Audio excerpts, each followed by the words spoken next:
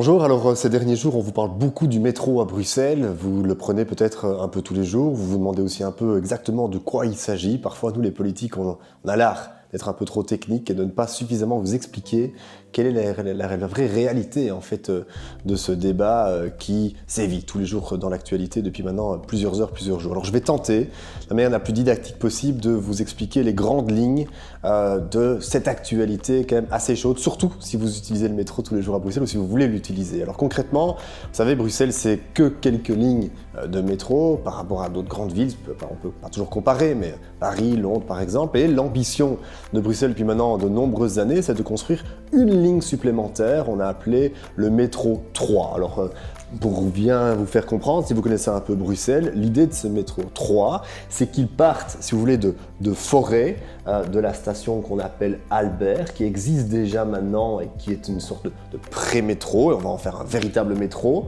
et du coup que cette ligne aille jusqu'ici, la fameuse gare du Midi, que vous connaissez bien, j'imagine, et puis après, qu'elle aille jusqu'à un endroit où il n'y a pas de métro maintenant, Schaerbeek et vers ce qu'on appelle le lieu de Bordé. Pourquoi cette ligne? Pourquoi vers Bordé, vers Schaerbeek et Evere? Parce que ce sont en réalité des quartiers qui connaissent souvent une des densités les plus élevées en termes de population à Bruxelles, et donc il y a véritablement un intérêt pour que ces quartiers-là puissent bénéficier d'un transport en commun hautement efficace qui est celui du métro. Ce projet-là, il existe depuis de nombreuses années, et d'ailleurs les trous sont déjà construits depuis un certain temps, et il y a en réalité deux phases de construction, la phase 1 que je vous ai expliqué, de Albert à la gare du Midi, et la phase 2 de la gare du Midi à Bordé, et vous l'avez peut-être déjà entendu il y a quelques semaines, il y a déjà eu une première polémique ou un premier problème justement par rapport à cette phase 1, c'est que ici, pas loin de la gare du Midi, du côté de Stalingrad, Le Monnier, les travaux ont dû s'arrêter parce qu'ils se sont rendus compte que le sous-sol bruxellois à cet endroit-là était extrêmement compliqué à creuser, et c'est difficile d'y faire un trou pour un métro, et du coup, tout est à l'arrêt parce que ça coûterait plus cher si l'on voulait poursuivre le projet. Certains même avancent, pour peu que vous connaissiez un tout petit peu le quartier, avancent l'idée de pouvoir continuer à faire ce projet de métro, d'enlever, je vulgarise ici, mais d'enlever le toit du Palais du Midi, c'est un grand palais où vous avez toute une série de chouettes petits commerces au rez-de-chaussée, d'enlever le toit pour pouvoir y travailler plus facilement et continuer le trou. On parle ici de 100-120 mètres en réalité qui ne parviennent pas à être terminés pour ces raisons techniques-là.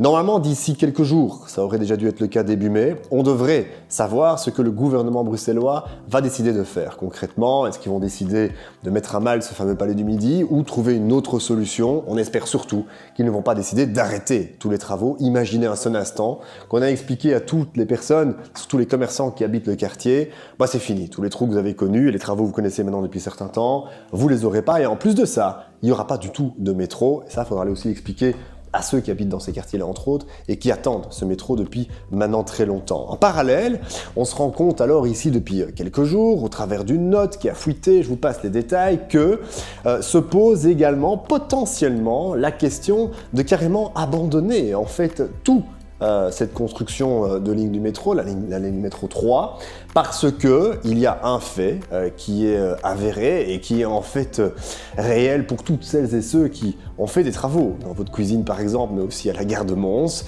Quand vous budgétisez des travaux, très souvent, malheureusement, le coût final est plus élevé que ce qui avait été estimé.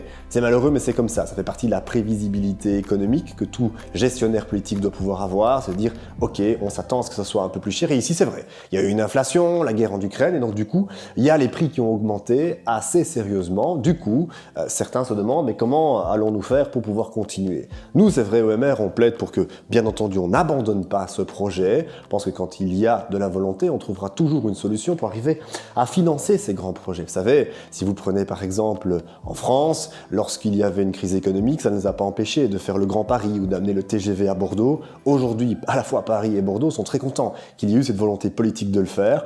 Vous allez me dire, derrière ça, il faut quand même qu'il y ait une viabilité financière. C'est correct. Et pour ce faire, il existe bien entendu des solutions. Je le dis très clairement, toutes ces solutions seront complexes, elles seront compliquées.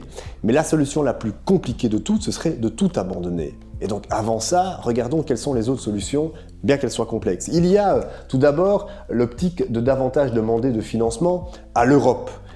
on est quand même, nous, à Bruxelles, capitale de l'Europe, il ne serait pas complètement inutile ou insensé de demander à l'Europe qu'elle finance un peu le métro de sa propre capitale. 2, il y a évidemment la possibilité de renégocier ou d'être la plus dure possible, ce serait très technique, mais c'est tout à fait faisable avec les entreprises privées, elles sont 2 en l'occurrence, qui sont amenées à devoir faire ces travaux-là et qui ont expliqué, désolé, mais ça coûte plus cher, peut-être que là il y a quand même une possibilité de négociation en parallèle.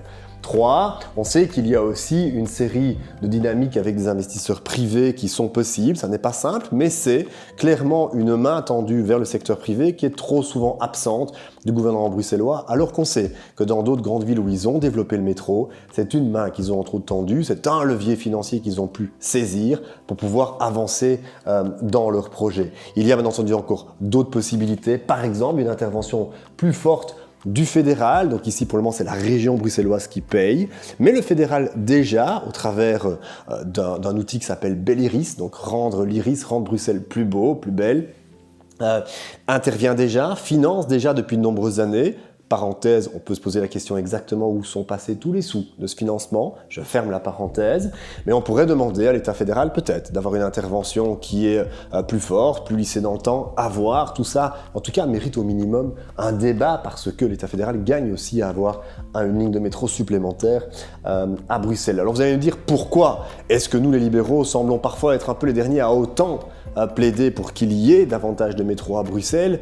Les avantages sont connus. Tout d'abord, vous-même, à Bruxelles, chaque fois que l'on fait une enquête d'opinion, un sondage, vous êtes parfois plus de 70% à plaider pour ce mode de transport. Reconnaissons-le, il est souvent un peu plus confortable que le bus, que le tram. Vous êtes moins soumis aux aléas climatiques, par exemple, s'il pleut, s'il gèle, s'il neige. Toujours un peu plus confortable quand même dans un métro que dans un autre transport en commun. Derrière ça, le métro va plus vite, roule plus vite que les autres outils ou les autres méthodes, moyens de transport en commun. Le métro pollue aussi beaucoup moins lorsqu'on parle au jour d'aujourd'hui, et c'est une bonne chose, de transition climatique, transition environnementale. Il est ô combien important de pouvoir aussi retenir les bons moyens de transport dans les bons quartiers. Je ne dis pas qu'on doit mettre le métro partout, je ne dis pas qu'on doit mettre le tram ou le bus partout, il faut toujours pouvoir étudier justement la topologie, la sociologie, etc. Mais là, en l'occurrence, ce serait hautement appréciable, vu, je le rappelle, la haute densité de ces quartiers-ci.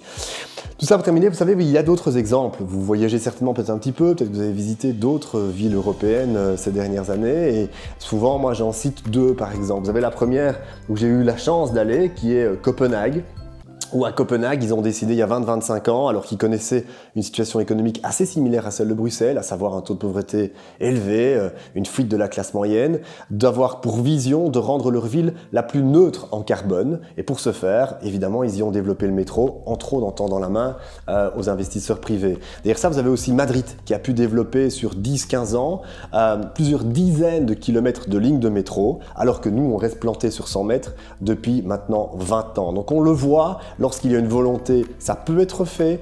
Tout le monde y gagne derrière ça, à la fois les touristes bien sûr, mais c'est aussi une activité économique qui grandit. C'est aussi, et c'est très important, enfin une alternative sérieuse. On nous parle aujourd'hui qu'il faut que chacun puisse abandonner sa voiture individuelle pour des alternatives crédibles, mais on le remarque, les alternatives en transport en commun ces dernières années ne se sont, à notre sens, pas assez rapidement et pas assez grandement développées. Le métro serait très clairement un point hautement favorable à mettre à l'actif d'un gouvernement qui parviendrait à ouvrir une nouvelle ligne.